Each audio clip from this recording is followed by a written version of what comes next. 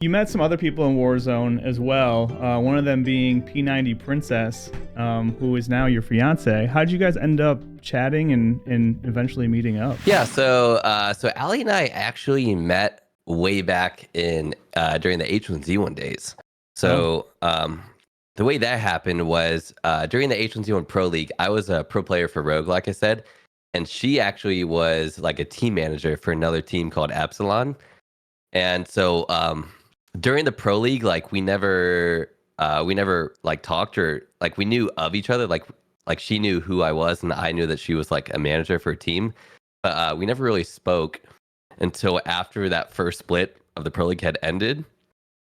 And the way we met was there was a mass text that was sent out one day after the first split had ended, and we were just all on break, just chilling in Vegas. A lot of the players and managers were in this big like group chat, and someone sent a message one day and was like, "Hey, does anyone want to go golfing here?" And there were only two people that replied to that whole to that group chat of like the 80 people. yeah. It was myself and Allie. We were the only two people that replied, and we're like, "Yeah, I'm down." So Nice. so me, Allie, and this other guy who I think was the one that had like organized the thing met Mhm. up at this golf course. The other guy was a pro player for TSM's H1Z1 team for the pro league, which Nice. I was like friends with him. Like we knew who we knew each other, of course. But yeah, the three of us met at the golf course, and that was the very first time that Allie and I had ever like met. So we introduced ourselves, and we were just golfing, and the three of us were all just having a really good time. Just goofing off and just playing golf together. And that was actually my first time ever golfing. I don't know what brought me to say yes to that, considering That's I a had huge never risk, man. golfed in my Golf is, life. yeah. Yeah. So that was my first time golfing. Allie had golfed before. She was good. And then the other guy I think was also like a decent golfer. But we just had a really good time, and we're goofing off and all that. And then after we were done with the 18 holes, uh, I think Allie and I exchanged numbers, and we like the three of us asked each other if we wanted to like go get food after. Mhm. And the other guy, he says that like he saw like a spark between me and Allie, so Nice. he was like, "No, it's okay. You two can go get dinner." What a So bro. yeah, so he left, and so me and Allie agreed to go get dinner, and so we just got food that night and just chatted and exchanged numbers, and yeah, for the months after that, like I said, since the second split for the pro league got canceled, all of us were just stuck in Vegas, just and didn't have anything to do really. So yeah, for like months after that, for for like 3 or 4 months while I was living in Vegas after that, me and her just hung out a bunch. We would just go get dinner or just go do stuff together. But it was purely platonic at that point. We were just hanging out as friends the whole time. I secretly liked her the whole time, and Of she course, yeah. she said that she secretly liked me the whole time as well. Yeah. But like I said, I'm a very not very, but I'm better now. But I've always been a pretty introverted person, so I was kind of like Sure. waiting for her to make the first move, which I know is like not typical. But Right. and she was of course waiting for me to make the first move. But anyways, neither of us made a move that whole time. But we just became really good friends then. And so eventually, I moved back to Missouri. This was like months and months later, and she eventually started talking to this other guy, and so we kind of just went our own ways, and we didn't. There was like a period of time where we didn't really keep in contact much. We didn't really like text each other much, and this was for like a whole year, um, and or maybe like a year and a half, and eventually, TwitchCon 2019 rolls around, which was in like October of 2019. So this was San Diego, I think. yeah, it was in San Diego, but I guess this would have been during Apex, right? Yeah, when I was playing Apex. TwitchCon 2019 rolled around. We kind of reconnected when that happened and started talking again, just casually as friends. You know, we just started hanging out again as friends. But anyways, eventually, right around when Warzone dropped, like February or March or April of 2020, I finally gathered the courage and I called her one day when she was on a hike in here in Arizona. And this was after she and her previous ex-boyfriend had broken up. I called her one day. I was like, "Hey, I've been thinking about you." Smooth. And she was like, "Oh, have you?" And so then after that, we started texting again and being like a little more flirtatious. And so that's when we actually started like talking. And then eventually it progressed, and then we kind of set like June 1st, 2020 as like our official day that we started dating. So we really started dating then, and we've been together ever since. I mean, yeah, now we're fiancés. But but yeah, I always like to tell people we were first really good friends during like the H1 days. We were like best friends, and then eventually like a couple years later I made the move and asked her to date me. That's awesome. But are So you still in Missouri at that point? She's in Phoenix, and then how did that work? I mean, was you guys were just long distance for a bit? yeah, so when I called her and we started like talking like that, I was in Kansas City at the time, and she was in Arizona already. Because that period of time where like we weren't really talking, she ended up meeting this other guy because she was still living in Vegas, and then she met this other guy who lived in Arizona, and as they were dating, she eventually moved to Arizona for him. But then he turned out to be like a huge narcissistic asshole, and they broke up. But she had already moved to Arizona, but she like loved it. She fell in love with Arizona after she Nice. moved there. So she broke up with him, but she stayed in Arizona and was just like renting a house.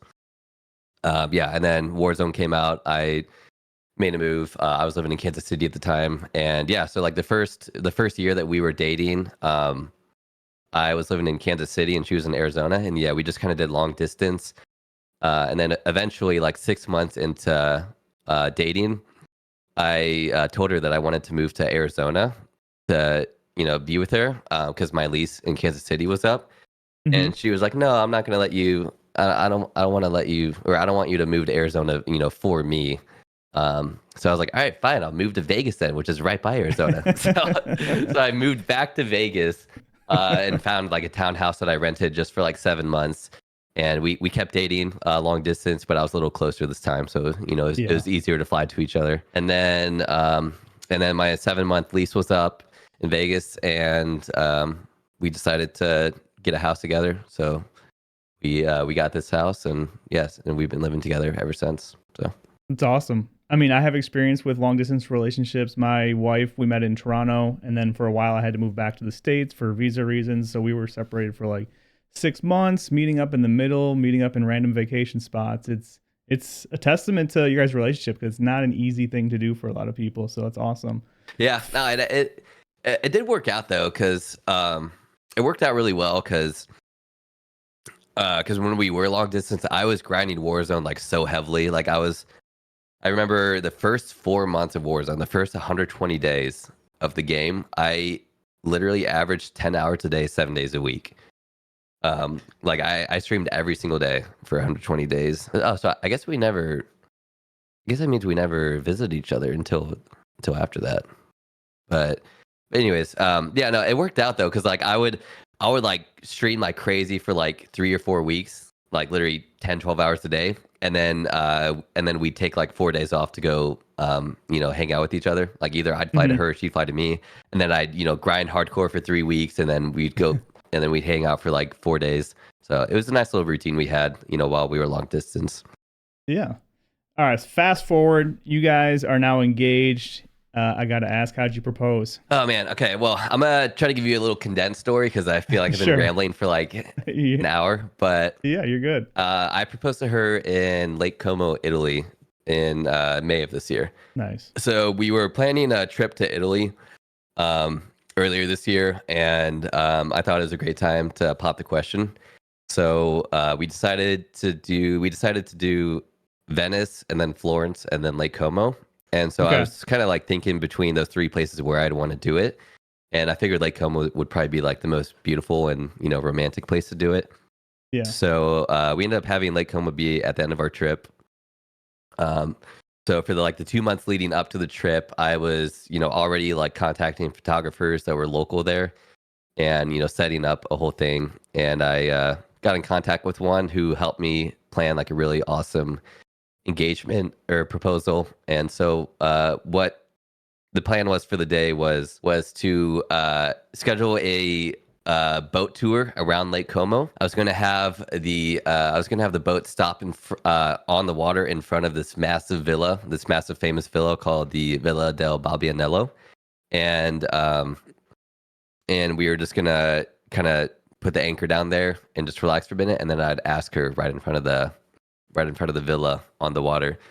And so that day I had people decorate the whole boat with like fresh roses and flowers. And then we went out into the water and paid for like a huge charcuterie board to come out with, champagne and wine. So we were enjoying that. And then I also scheduled while we were kind of just anchored sitting in front of that villa, I had a second boat with live musicians come right up to us. It was Nice. an accordion player and a violin player, and I had them play one of her favorite EDM songs. It's called "First Time" by Seven Lions. But there was like a really cool like orchestral version of it in like C Mhm. minor or something that was on YouTube, like a really beautiful version of it, and I had them play that for her, and so they did that, and I was I was supposed to pop the question while they were playing that song for her after we had anchored and we had the charcuterie board and all of that, but I ended up not proposing then because the day before the boat ride, she had she kind of had like an inkling that I was going to like propose on a boat, and Mhm. she was really afraid of getting seasick because she has in the past gotten sick a lot from being on like boats, like rocky boats. Mhm. And so yeah, the day before, she was like, "No matter what, do not propose to me on a boat." So I was like, Shit. "Well, Yeah. I just planned this like huge elaborate Yeah, thing." right. So just to like reassure her, I was like, okay, no matter what, I won't propose to you on a boat, but like let's still do this thing. Let's still go on the boat, and just like let's just have a good time. It's basically Mhm. like kind of what I was saying. But she didn't know about the roses or the charcuterie or the musicians. She just thought we were just doing like an ordinary, just little boat tour on the lake. Yeah. But yeah, so the next day we did that, and yeah, we got on the boat, and she was perfectly fine the whole time. She didn't get sick at all. She was loving it. She said the entire boat ride was like completely magical. She cried when the musicians came up and played the song, and we had an amazing time. But I didn't propose to her because I was like, even though that she wasn't sick, and I actually had the ring in my pocket on the boat. She was like, "You had the ring." But yeah, I didn't propose to her because she had explicitly told me the day before, like, no matter what, do not propose to me on a boat. Right. So I didn't. So we just so eventually we went back to dock, and yeah, we went back to dock, and she started crying again this time because she felt horrible that I had told her or that I hadn't proposed to her because she had told me not to. So she was just like she was really upset with herself. But yeah, so we walked back to like our apartment in Bellagio on Lake Como, and yeah, she was really upset. So I was like, I'm gonna go get gelato. Like we just like we need like 20 minutes to just kind of cool down. So I Mhm. like walked out and went to a gelato shop, and I called up the photographer. I was like, hey, we need a plan B right now because I couldn't propose on the boat because I didn't feel comfortable doing that after what she had told me. So me and him in like 30 minutes thought of like an alternative proposal for the next day. And so I came back, and things were a lot better. We had both kind of cooled down, And so, anyways, fast forward to the next day, which was the last day of our trip. We decided to.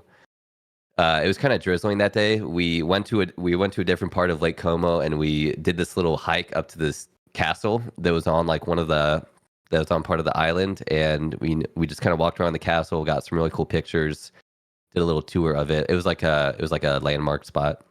Mm-hmm. And then we came back down. It was like midday. I was like, "Hey, I scheduled a hair appointment for you." She was like, "Oh, a hair appointment, huh?" So she went to do her hair appointment. Um, I just hung around the apartment while she was doing that, and then after that, I was like, "Hey, I want to go see this. I want to go see this other villa that has like a really beautiful garden. It's like a great place that people will go to just walk around and visit."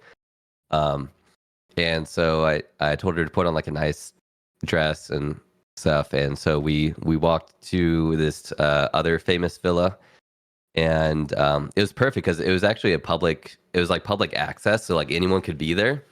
Mm-hmm. But I guess because it had rained a little earlier that day, it was pretty empty. There were like a few people here and there, but it was pretty empty for the most part. But yeah, we walked to this villa and we went to the front of it where they had like a nice, beautiful garden area, like right in front of the lake. And the photographer was already there, kind of hidden. He had like his ball cap on, hiding in the shadows. Yeah. And I took her up to this. God, it was so funny. Me and the photographer had initially planned for it to be at this one spot along the wall where this little gate was, and so I told Allie, I was like, "Hey, let's go get a picture over there by that gate." And she's like, "Ew, no, that spot's not that good. The picture would be way better right here in front of right in front of this little fountain in front of the lake." I was like, "No, let's just get a picture." She's like, "No, that's not a good spot." And so I was like, "Oh, okay, whatever." And so as she was like walking over to the spot, I like looked behind me and I was like signaling to the photographer, like, we're doing it over here. This is gonna be the spot." And he was like, "Okay." So she was kind of by it. She had her professional camera and she was just snapping some pictures. And I was like, let's take this photo. I'm gonna take a photo with my camera. And she's like, "Okay, just give me a second." And she kept snapping photos. And eventually I like grabbed the camera out of her hand. I was like, "I'm putting this down. Come over here." She's like, "Okay." So we walked up right in front of the lake along the wall. And then I took the box out of my back pocket and, said some nice things to her and kneeled and asked her the question. And she said yes and loved it. But she didn't know that I was going to do it right in that moment at the villa, I think. Mm-hmm. So it was just funny how like I like had to like grab the camera out of her hand and like direct her over to the spot to get the photo. But yeah, so that's how I eventually ended up actually proposing to her. So we like to tell people it was kind of like a two-part proposal. Right. Because like there's the initial part with the boat, like the extravagant thing, and then there's like the day two that was like the really nice relaxing. It like started with like it was really nice because like the second day it was like a lot more intimate. Like it was just me and her, and we just did this really cool hike up this giant hill to like this castle. Mm-hmm. So yeah, so that's how it happened. It's funny. The boat thing is like a rom-com where you have like all these things happening and planned, and she's like, "Do not propose to me on a boat." It's kind of funny. Yeah, and even after the boat, I had also scheduled for a massage at like this 5-star resort on the island and this amazing dinner. We ended up canceling the massage. I think she was really upset like during that hour that the massage was supposed to be. But we still ended up going to the dinner at this like amazing like 5-star restaurant. Nice. I mean, you guys are still on vacation, so it makes sense. Yeah. So she was like, "Wow, you really did everything. You planned this boat with with fresh flowers and the musicians and the photographer even had a drone, so we have like drone shots being on the boat Yeah. and like the massage and dinner." I was like, "Yeah." I was like, you're worth it." But yeah, so That's awesome. That's a how great it ended story. up happening. Yeah. Thank you guys so much for watching this clip from Mimosa Brunch. Don't forget to subscribe if you want to see more. And if you want to watch the full interview, just click right here.